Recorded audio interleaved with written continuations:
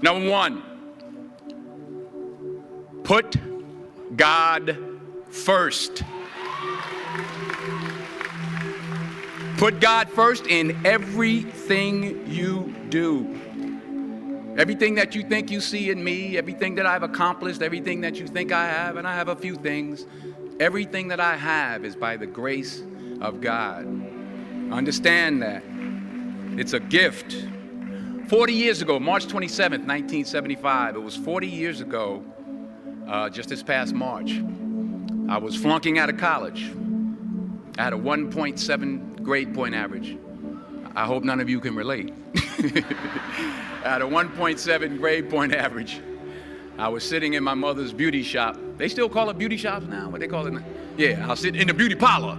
I was sitting in my mother's beauty parlor, and I'm looking in the mirror, and I see behind me this woman under the dryer. And every time I looked up, she was looking at me, just looking me in the eye. And I didn't know who she was, and I said, she said, somebody give me a pen, give me a pencil, I have a prophecy. March 27, 1975, she said, boy, you are gonna travel the world and speak to millions of people. Now mind you, I was flunked out of college. I'm thinking about joining the army. I didn't know what I was gonna do, and she's telling me I'm gonna travel the world and speak to millions of people. Well, I have traveled the world, and I have spoke to millions of people. But that's not the most important thing, the success that I had. The most important thing is that what she taught me and what she told me that day has stayed with me since. I've been protected, I've been directed, I've been corrected. I've kept God in my life, and it's kept me humble. I didn't always stick with him, but he always stuck with me. So stick with him in everything you do.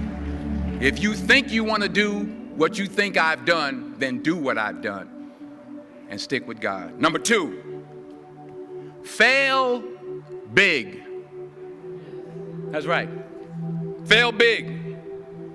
Today is the beginning of the rest of your life, and it can be very frightening. It's a new world out there. It's a mean world out there, and you only live once. So do what you feel passionate about.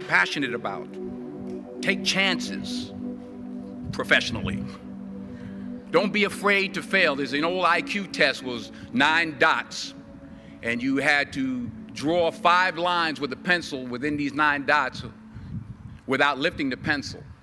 The only way to do it was to go outside the box. So don't be afraid to go outside the box. Don't be afraid to think outside the box. Don't be afraid to fail big, to dream big. But remember, dreams without goals are just dreams, and they ultimately fuel disappointment. So have dreams, but have goals. Life goals, yearly goals, monthly goals, daily goals. I try to give myself a goal every day. Sometimes it's just to not curse somebody out. Simple goals, but have goals. And understand that to achieve these goals, you must apply discipline and consistency. In order to achieve your goals, you must apply discipline, which you have already done, and consistency every day, not just on Tuesday and miss a few days. You have to work at it every day. You have to plan every day. You've heard the saying, we don't plan to fail, we fail to plan. Hard work works. Working really hard is what successful people do. And in this text, tweet, twerk world that you've grown up in, remember, just because you're doing a lot more doesn't mean you're getting a lot more done. Remember that. Just because you're doing a lot more doesn't mean you're getting a lot more done.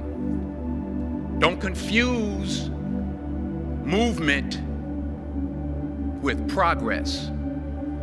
My mother told me, she said, yeah, because you can run in place all the time and never get anywhere. So continue to strive, continue to have goals, continue to progress. Number 3, you'll never see a U-Haul behind a hearse. I'll say it again. You'll never see a U-Haul behind a hearse. I don't care how much money you make, you can't take it with you. The Egyptians tried it. They got robbed. That's all they got. You can't take it with you. And it's not how much you have. It's what you do with what you have. We all have different talents. Some of you will be doctors, some lawyers, some scientists, some educators, some nurses, some teachers. Yeah, okay. Some preachers. The most selfish thing you can do in this world is help someone else. Why is it selfish? Because the gratification, the goodness that comes to you, the good feeling that I get from helping others, nothing's better than that. Well, one or two things, but nothing's better than that. Not jewelry, not big house I have, not the cars, but it's the joy. That's where the joy is, in helping others. That's where the success is, in helping others. Finally, I pray that you put your slippers way under the bed tonight, so that when you wake up in the morning, you have to get on your knees to reach them. And while you're down there, say thank you for grace.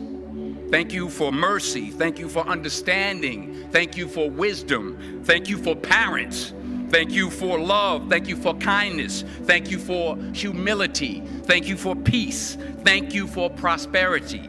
Say thank you in advance for what's already yours. It's how I live my life. That's why I am, one of the reasons why I am today. Say thank you in advance for what is already yours. True desire in the heart for anything good is God's proof to you, sent beforehand to indicate that it's yours already. I'll say it again. True desire in the heart, that itch that you have, whatever it is you want to do, that thing that you want to do to help others and to grow and to make money, that desire, that itch, that's God's proof to you, sent beforehand already to indicate that it's yours. And anything you want good, you can have. So claim it. Work hard to get it. When you get it, reach back. Pull someone else up. Each one, teach one.